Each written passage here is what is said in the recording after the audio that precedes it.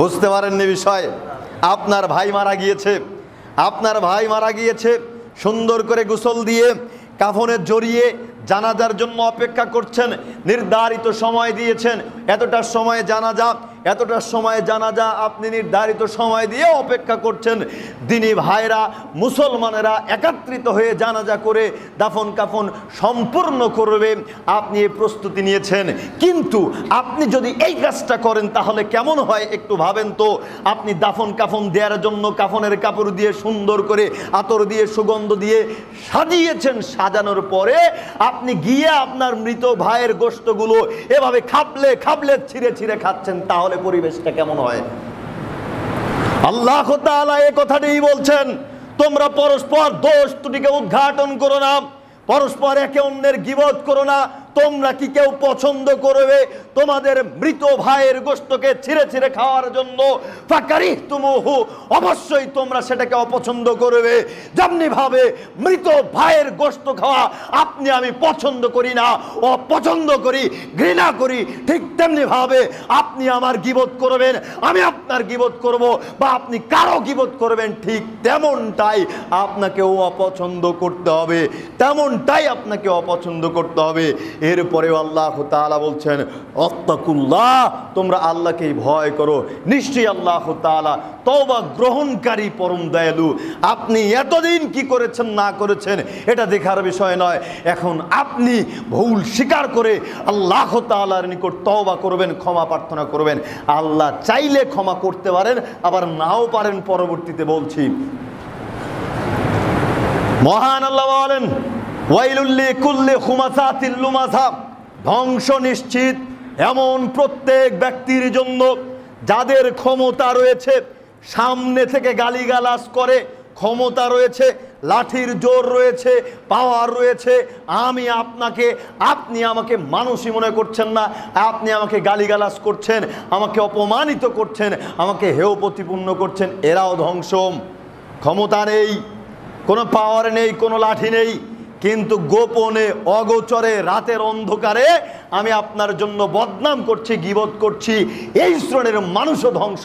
আল্লাহ তাআলা বললেন, ধ্বংস নিশ্চিত এমন প্রত্যেক ব্যক্তির জন্য যারা সামনে থেকে গালিগালাজ করে, পিছন থেকে পরনিন্দা করে। আজকে আমি আলোচনার শুরুতে প্রথমেই বললাম যে গীবত এমন একটা অপরাধ, যেই অপরাধের সাথে আমরা প্রত্যেকটা মানুষই সম্পৃক্ত। আমরা প্রত্যেকটা মানুষই এই গীবত থেকে বাঁচার জন্য চেষ্টা করি না। কিসের পরহেজগার মানুষ, কিসের ইমাম মানুষ, কিসের চেয়ারম্যান মেম্বার, সকলেই গীবতের সাথে জড়িয়ে পড়ে রয়েছি। অথচ আল্লাহ তাআলা বলছেন, ইয়া আইয়ুহাল্লাযীনা আমানু লা ইয়াসখার কওমুন মিন কওমিন, হে ঈমানদারগণ, হে ঈমানদারগণ, তোমরা এক মুমিন সম্প্রদায় যেন আর এক মুমিন সম্প্রদায়ের উপহাস না করে। কেননা তোমরা যার গীবত করবে, এই গীবতকারী ব্যক্তির চাইতেও, উপহাসকারী ব্যক্তির চাইতেও যার গীবত করা হলো, যেই সম্প্রদায়ের গীবত করা হলো, তারা উত্তম হতে পারে। যাদেরকে গীবত করা হচ্ছে এরা গীবতকারীর চাইতেও উত্তম হতে পারে। এরপরে আল্লাহ তাআলা বলছেন, ওয়ালা নিসাউন মিন নিসাইন, এক নারী যেন আর এক নারীকে অপমানিত না করে, এক নারী যেন আর এক নারীকে হেয় প্রতিপন্ন না করে। আসা আইয়াকুন্না আহাব্বা মিনকুম, কেননা যাকে উপহাস করা হচ্ছে, যেই ব্যক্তি উপহাস করছে তার চাইতে উপহাসকৃত ব্যক্তি উত্তম হতে পারে। ওয়ালা তালতামিসু আনফুসাকুম ওয়ালা তানাবাসু বিল আলকাবি বিসাল ইসমুল ফুসুক, সাবধান, তোমরা একে অন্যের প্রতি দোষারোপ করবে না, একে অন্যকে মন্দ নামে ডাকবে না। আজকে মন্দ নামে পিতামাতা আকিকা দিয়ে কত সুন্দর নাম রেখেছে, আর আপনি কত রকম নাম ভেঙাচ্ছেন, অথচ আল্লাহ তাআলা সরাসরি নিষেধ করেছেন। বাদাল ঈমান, ঈমান গ্রহণ করার পরেও এটা একটা নিকৃষ্ট কাজ, জঘন্য কাজ, যে কোনো মানুষকে আপনি দোষারোপ করবেন, কোনো মানুষের নাম পরিবর্তন করে দিয়ে বিকৃত নামে ডাকবেন। ঈমান গ্রহণ করার পরে এটা খুবই জঘন্য কাজ। এরপরে আল্লাহ তাআলা বলছেন, আমাল্লাম ইয়াতুব ফাউলাইকা হুমুয যালিমুন, জানার পরেও যারা তওবা করে না, ফিরে আসে না, এরাই হচ্ছে জালেম, এরাই হচ্ছে জালেম। সুতরাং আপনি যখন বুঝতে পারলেন গীবত জঘন্য পাপ, আপনি যখন বুঝতে পারলেন অমুকের গীবাত করে, অমুকের পরনিন্দা করে, অমুকের নামকে পরিবর্তন করে ডেকে আপনি জঘন্য কাজ করেছেন, তখনই আপনি ভুল স্বীকার করে ফিরে আসার চেষ্টা করতে হবে। সাহল ইবনে সাদ রাদিয়াল্লাহু তাআলা আনহু বলছেন, রাসূলুল্লাহ সাল্লাল্লাহু আলাইহি ওয়াসাল্লাম বলেছেন, বলছিলাম এই জিহ্বার মাধ্যমে জান্নাতে যাওয়া সম্ভব। দেখেন আল্লাহর নবী বলছেন, মানে ইয়াদমান লিমা বাইনা লাহইহি ওয়া মা বাইনা রিজলাইহি, কোন মানুষ যদি দুই চোয়ালের মধ্যবর্তী স্থান অর্থাৎ জিহ্বা এবং দুই পায়ের মধ্যবর্তী স্থান অর্থাৎ লজ্জাস্থানের জিম্মেদারিত্ব নেয়, আল্লাহর নবী বললেন আযমান লাকুমুল জান্নাহ, আমি মুহাম্মদ সাল্লাল্লাহু আলাইহি ওয়াসাল্লাম তার জন্য জান্নাতের জিম্মেদারিত্ব নিব। জোরে সোরে বলুন সুবহানাল্লাহ। মুখ এবং লজ্জাস্থানের যদি হেফাজত করতে পারেন, মুখ এবং লজ্জাস্থানে আল্লাহর নবী দুইটা অঙ্গের কথা বললেন, জিহ্বার যদি কন্ট্রোল করতে পারেন, লজ্জাস্থানের যদি কন্ট্রোল করতে পারেন, তাহলে আল্লাহর নবী আপনার জন্য জান্নাতের জিম্মেদারিত্ব নিয়েছেন। আপনাকে যে কোনো মূল্যে আল্লাহর নবী জান্নাতে প্রবেশ করানোর দায়িত্ব নিয়েছেন। এবার আপনি চিন্তা করুন, আপনি যদি এই সামান্য মুখ এবং লজ্জাস্থানের হেফাজতই করতে না পারেন, তাহলে কিভাবে আপনি জান্নাতে প্রবেশ করতে চাচ্ছেন? আপনার জন্য কিভাবে জান্নাত প্রস্তুত করে রাখা হতে পারে? অবশ্যই অবশ্যই আমাদের মুখ এবং লজ্জাস্থানের হেফাজত করতে হবে। এরপরে আসি, এক শ্রেণীর মানুষ রয়েছে যারা ভেজা বেড়াল, খুব ভালো সাজে, অমুকের কাছে গিয়েও বদনাম করে তমুকের নামে, তমুকের কাছে গিয়েও অমুকের নামে বদনাম করে, মাঝখান থেকে নিজে ভালো হওয়ার চেষ্টা করে।